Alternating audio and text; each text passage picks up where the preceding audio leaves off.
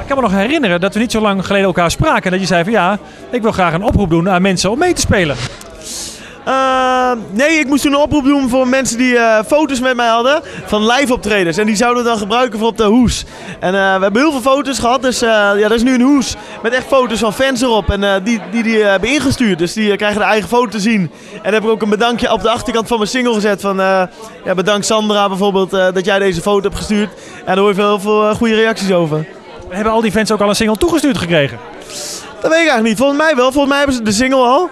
En dat moet ook wel, vind ik. Hun hebben de moeite gedaan die foto te sturen en daar moet je ook wat terug voor doen. Dat vind ik wel. Andere dingen nog in de planning?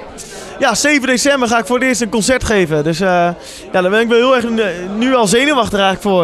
Er moeten 1100 mensen op afkomen. De kaartverkoop moet nog beginnen, maar ik hoor al zoveel mensen erover. Dus ik kan daar niet mee wachten eigenlijk. Het is 2 keer 3 kwartier met een live band.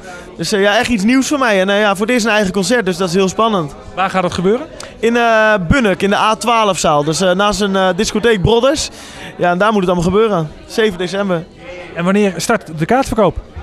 Ja, dat gaat denk ik binnen nu en een week gaat het al starten. En dan worden de artiesten bekendgemaakt. En, dus ja, ik kan niet wachten tot dat gaat gebeuren. Als mensen wat meer willen lezen of juist willen boeken, waar kunnen ze dan terecht? Dan moeten ze naar www.henkdissel.nl. En natuurlijk Facebook en Twitter. Daar ga ik wel alles erop zetten over het concert. Wat er gaat gebeuren.